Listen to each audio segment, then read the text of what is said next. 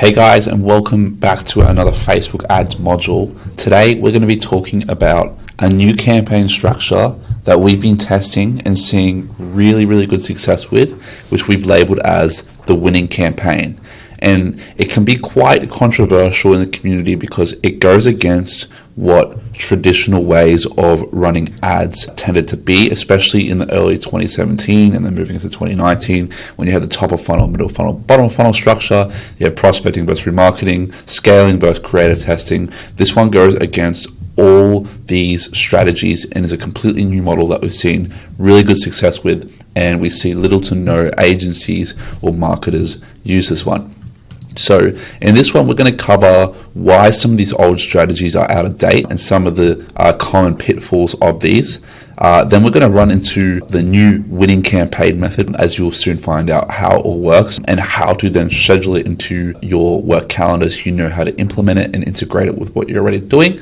And then we're going to go through some real results and case studies of it actually in action, so you can see what it looks like, see what kind of results you could potentially see for yourself if you shift over to this. But be warned, it is pretty crazy, some of the results, and it will give you a bit of a wow factor there. So moving into it, a quick intro on me if you're not aware of who I am already in the community, but people watching this outside of that. I am the director of marketing at our agency, so we work with e-commerce brands anywhere in the range of 50,000 to 500,000 a month in revenue, working together to help them scale to sort of the $1 million mark, which is sort of our big milestone, what we do, with the whole purpose of helping brands become profitable. A lot of brands focus on revenue, marketing, but profitability is our big focus. So I oversee a marketing team and manage over $1 million a month in spend. And we also have E-commerce Explorer, which has our coaching and course business where we help brands scale anywhere from 5 to 10K up to about 50 to 100K per month. Again, trying to get them profitable through paid acquisition, email marketing, website, and online marketing in general to get their business going so they can become the business that they want to build a lifestyle business or build a business they can eventually sell. So with that said, we want to talk about the traditional methods here. So there's a couple problems. So if you have heard of any of these strategies, you probably would have been told things about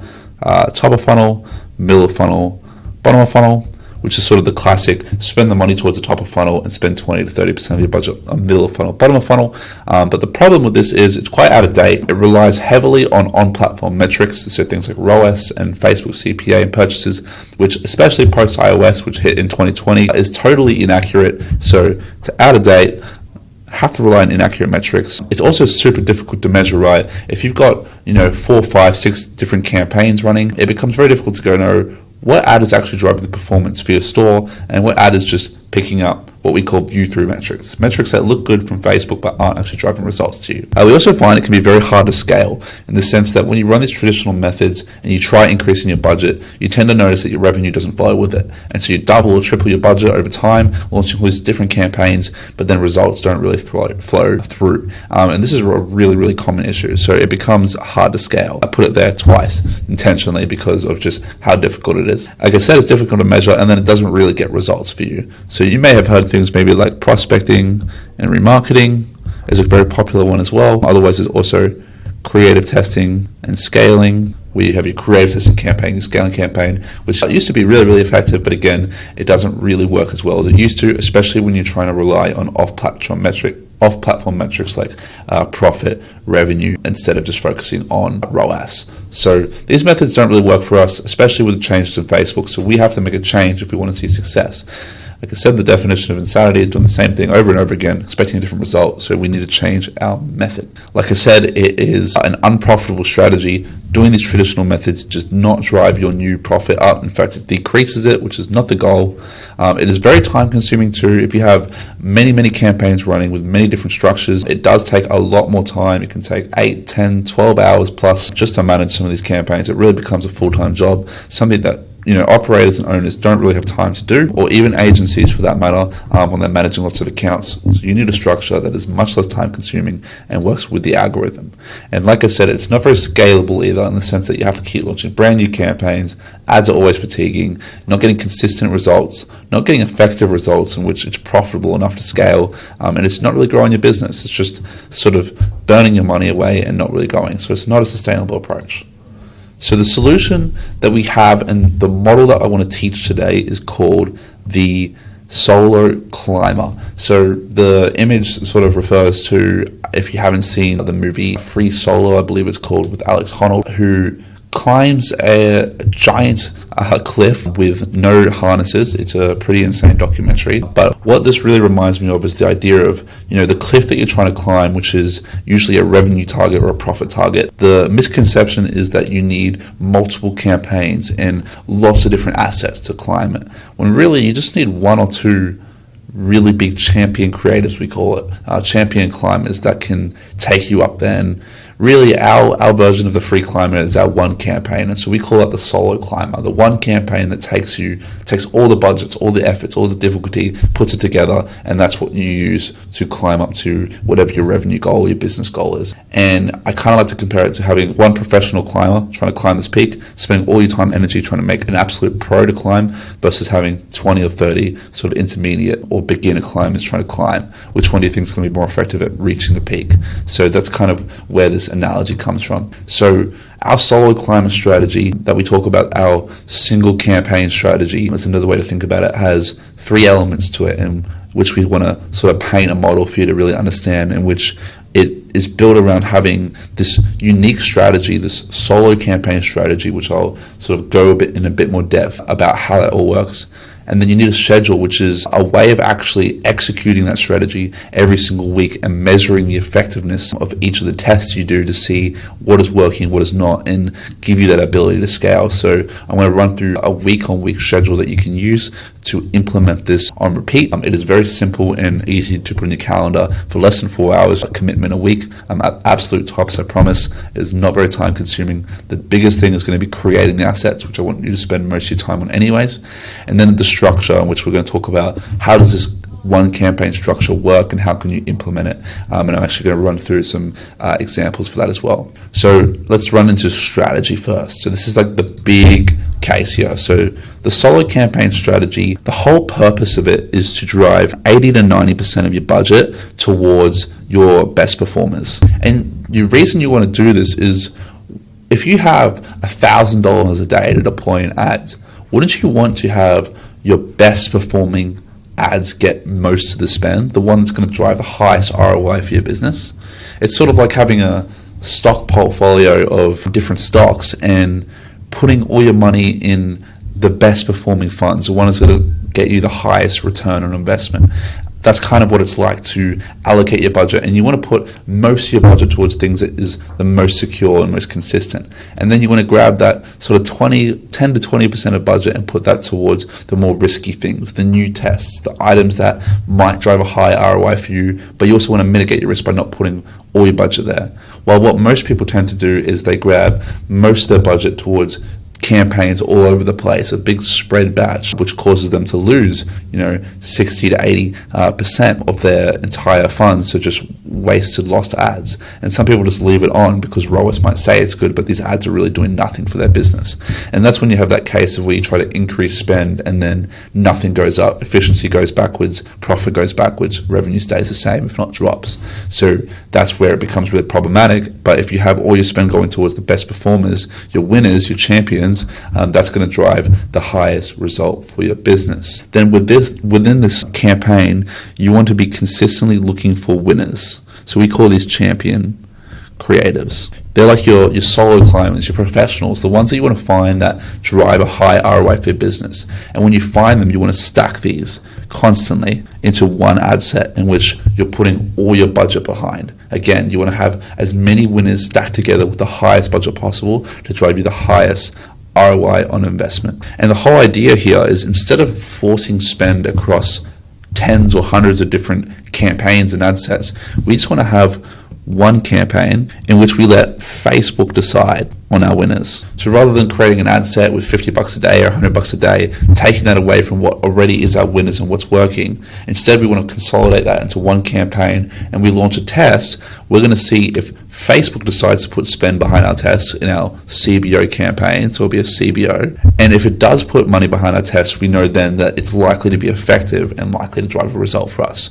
We don't want to go against the algorithm. We want to go with the algorithm and let Facebook make the call on where to put the budget. And that way, we're never putting our budget in things that aren't working. We're always letting Facebook decide so that we're putting our budget in things that are going to drive the highest ROI for our business. So this is always going to be under the assumption that what gets the most budget for us is the one that drives the highest ROI.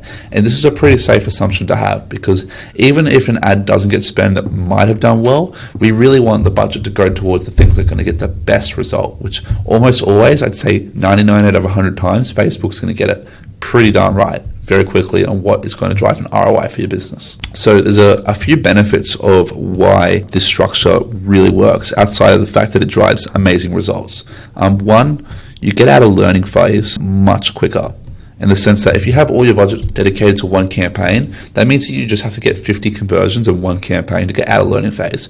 Rather, if you have 5 campaigns, that means that each of them have to get 50 or 250 in total conversions to get out of learning phase for all those campaigns. So it's really, really good accelerant for getting out of that initial sort of awkward period where the results can be, to say the least, not as good. The next thing is you know what works. Rather than having multiple campaigns in which you don't know exactly what ad is driving what result in your store, by doing one test at a time in one individual campaign, I can effectively point out on the day I launch that test to the day I see the results in Shopify or whatever store platform you're using, what actually is driving an ROI and what test is actually increasing my ad performance. Another way of calling it is incrementality testing, in which we're doing single variant tests, individual tests, where we're seeing when I make this change, what impact does it have on my profit and my store. So that's where this becomes super effective. And the last one, I kind of mentioned it before, is you're not working against the algo. And that by forcing spend behind ads that you think are going to work, you're kind of basically saying, without saying it, that you believe that you're smarter than the algorithm, and you're kind of trying to trick Facebook into spending money behind things that may not be top performers. And even if they do well on platform, they don't necessarily do well off platform. Whilst doing the method of putting new ad sets into the same campaign and letting Facebook decide whether to put spend behind it or not, that follows the algorithm in the sense that you're assuming that Facebook's algorithm is smart enough to know what ads your audience is likely going to engage with to make purchases. So all you're focusing on is putting the best possible ads into the machine and letting the machine decide what deserves to get spent or not, which is a much better system and will save you thousands, if not hundreds of thousands or tens of thousands of dollars and wasted ad spend behind things that won't get you a result. So plenty of reasons to really move towards this new model here. So the next thing I want to run through is the actual schedule here. So taking a little bit of a leaf out of Tim Ferriss's book on the 4-hour ad week, sort of a mock-up joke of it. But the real truth is it really doesn't take more than 4 hours a week to manage this, if not less. It really can be quite simple. And the basic structure that you need to go for here is 7-day period tests. So if you imagine that you run a test, you want to imagine it over 7-day windows. And the reason we do that is, one, it gives you an adequate amount of time to see trends on whether tests work or not, and let also ad sets and ads get a bit of spend. But two, you don't get affected by certain things. Like a lot of stores, for instance, don't necessarily perform well on weekends because people go out shopping, maybe go on break, on holiday, while over the weekdays they tend to work quite well. And for other brands, it might be the other way around. And so with that said, we like to just have no variables of the days of the week really impacting a test. So we like to launch it over 7-day periods. And then within that 7-day period test, we like to launch tests on Monday, sort of earlier in the week. And it's just our preference, and you could start on a Tuesday or a Wednesday if you want, but this is just how we prefer to do it.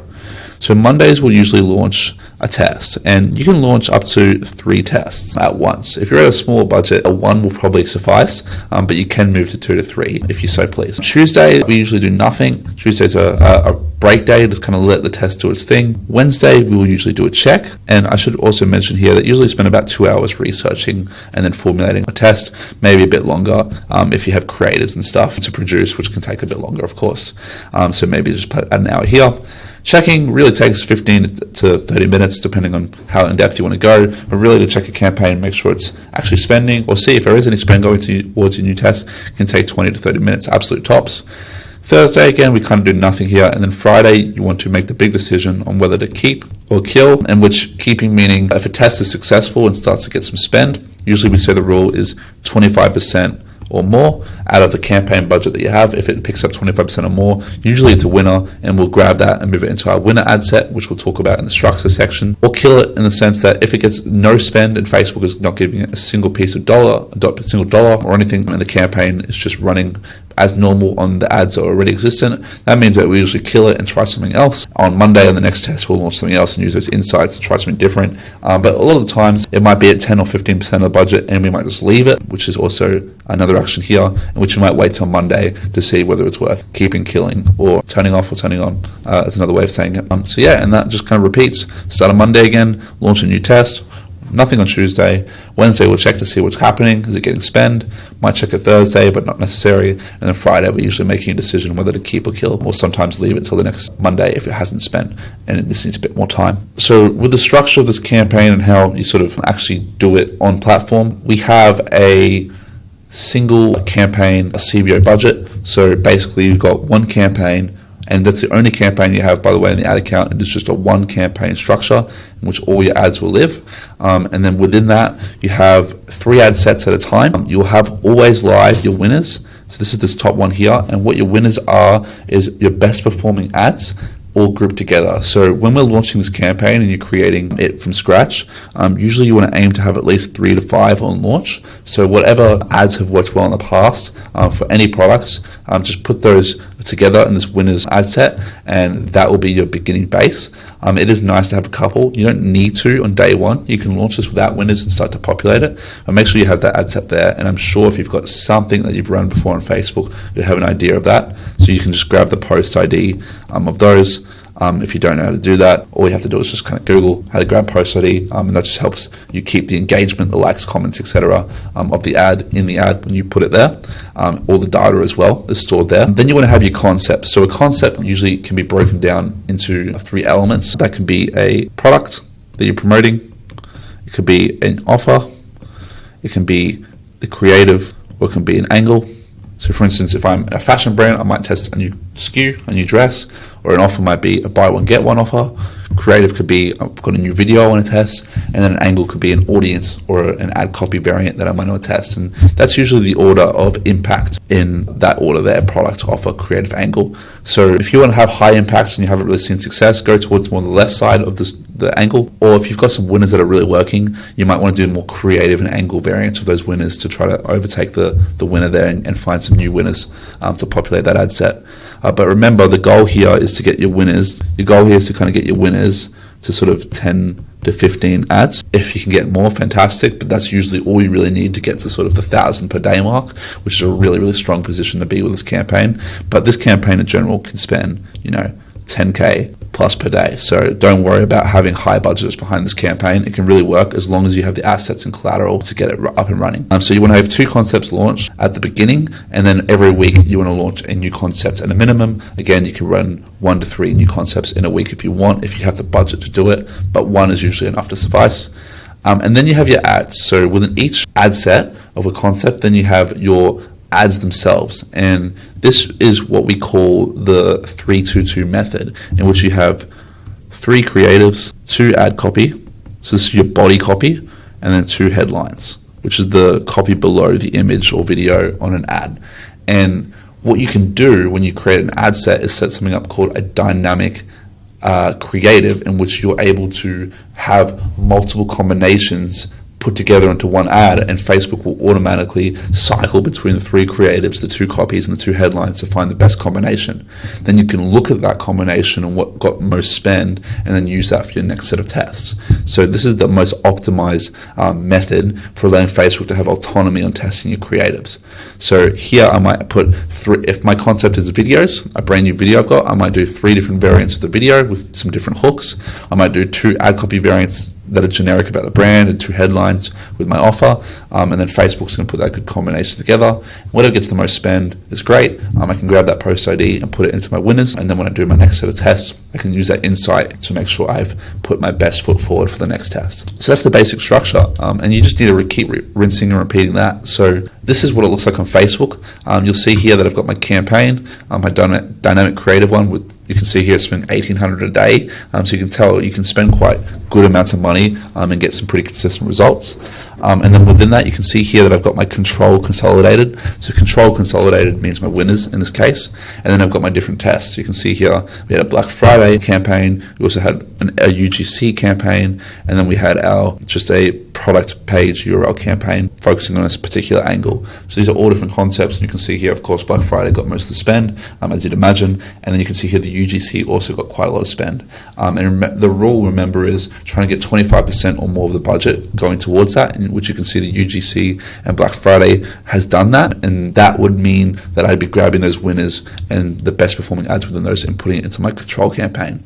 And I would just keep that process going and constantly testing, but that's a good example there. And then from the ad point of view, you can see here my 322 in action. You can see that I have one ad, and then there's 3 different creative variations in it, and then 2 different copy variations there. So that kind of shows you that, and you can even see where the spend is going most to. You can see that in this case, the most spend is going towards the second image variant, and then the second copy variant, in which, of course, this is a Black Friday ad. But if imagine this was an evergreen ad, when I launch my next copy, I'd probably want to use whatever insights I have from these 2 as variants on my next set of tests, because I know that Facebook likes it, and it's probably going to drive me the best result. As you can see here, it does get the best cost per result on that image variant. So it is definitely the best by far on platform anyways. So that's kind of the idea and the process, the structure there. What I want you to do is use this worksheet to formulate your own variants of this. I would get 3 creatives for whatever concept you have in mind. Again, it can be product, it can be offer, it can be creative, or it can be angle. Choose whatever level you're at. If you want higher impact, go forwards offer or product. If you want sort of lower impact but variants of what's working, you might have something that's already really working well for you. That's where creative and angle are probably enough to suffice to begin with. But I want you to come up with 2 concepts.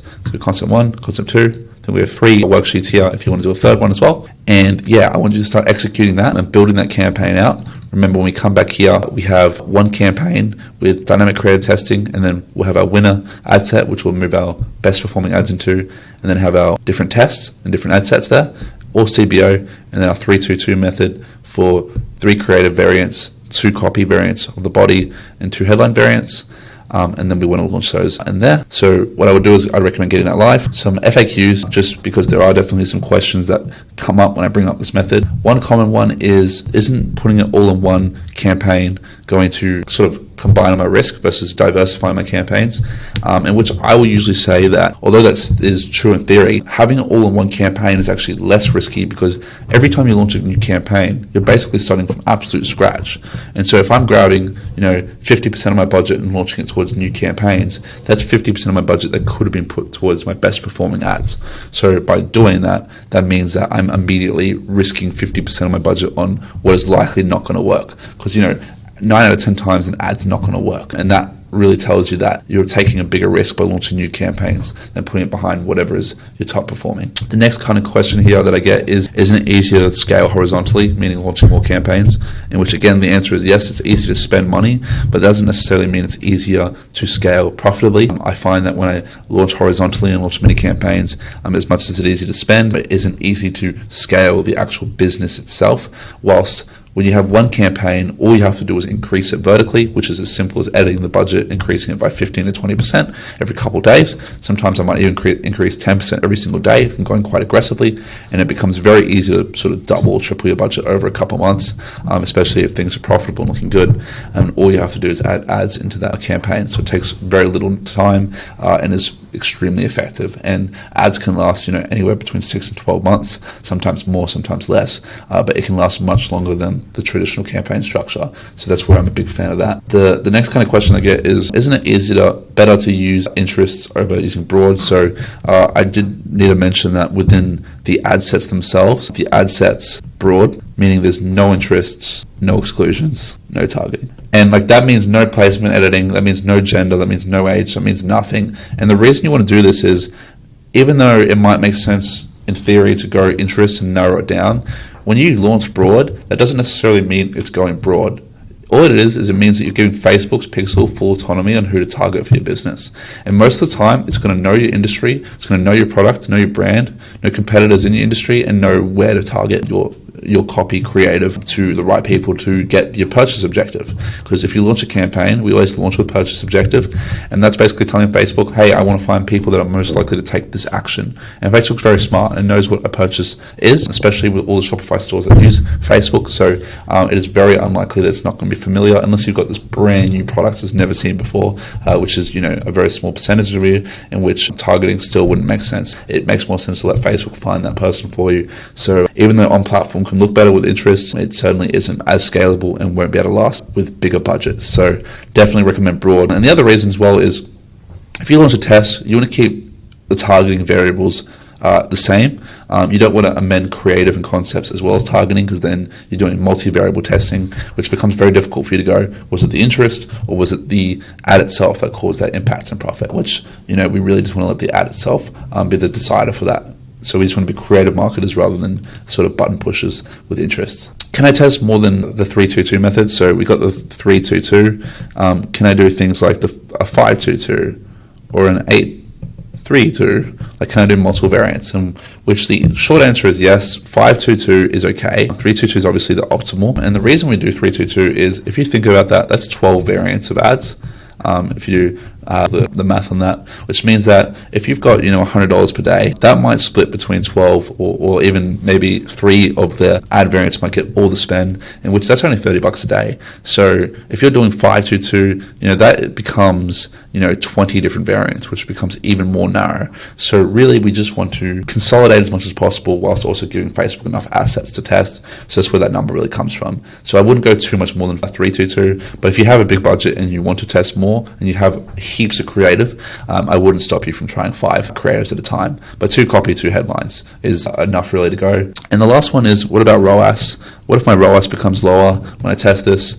And my answer is just based on evidence that even if ROAS is lower, profit and revenue don't necessarily correlate with ROAS. ROAS is really just sort of an arbitrary metric, an indicator, if anything, but it's certainly your North Star when it comes to scaling. Scaling is all about driving more profit and revenue for the spend that you have, and ROAS is really about profitability in the first order, but certainly it's not an accurate metric. I've seen ad sets and campaigns where I've had higher ROAS but lower profit, and then lower ROAS campaigns. I'm spending more at a single campaign structure but way more profit on the store. And profit's the thing that pays the bills or grows the business and allows you to scale your operations and build the life that you really want, not ROAS. So I would be focusing completely on profit on its own and not really worry about ROAS in any means.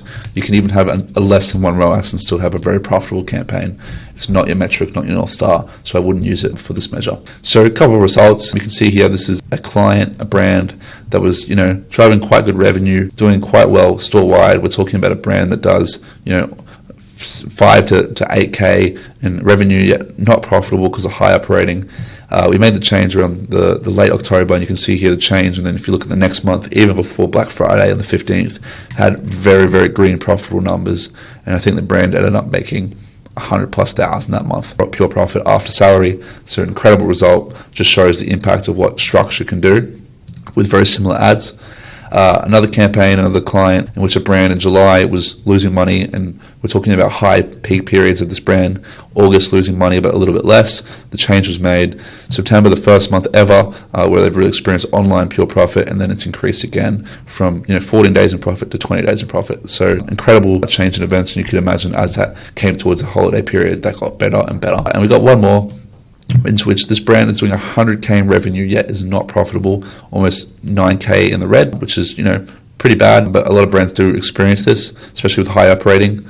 Then you can see here the change hasn't been made yet. It's still in a broken down structure of campaigns, yet revenue went up, but still a little bit, still profitable, but quite low. If you're doing 124K, you'd hope to take home more than 4K in profit. Then it went back to unprofitable, and the change was made around this month here in October, in which we went to 17K profit. You can see the big jump in revenue with the consolidated structure.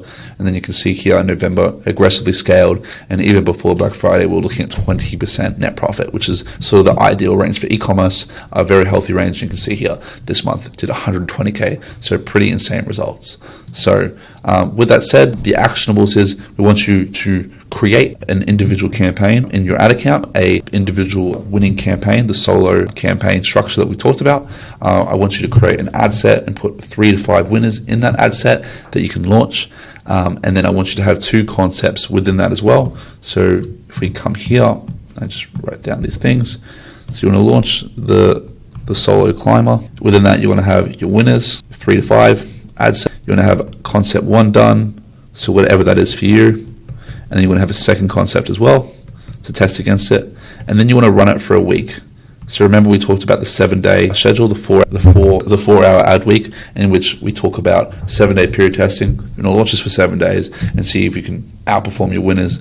If you can, populate it into your winners ad set and scale the campaign. And if you haven't, just launch some new concepts and keep that going week on week. And I promise that this campaign will have results for you if you put in the work and find the creators work really well for you. In future videos, we can go through in a bit more in-depth analysis of real campaigns using this, but the basic method here is just having it all in one campaign. When you launch this, I would turn off all your other ad sets and campaigns to really give this a proper test. And again, run it for at least 7 days to really give it the best chance for success. But with that said, that's the full training there on the structure. I think this is where Facebook is really moving towards, and it's something that we're just seeing really, really good results across multiple industries. And we've tested it in around 5 industries now and have seen pretty much the same results across all of them. And it's been something that we're really pushing all our brands to move towards. So it's one that I definitely recommend giving a go if you haven't already. So thanks so much for watching that training, and I will speak to you all very soon.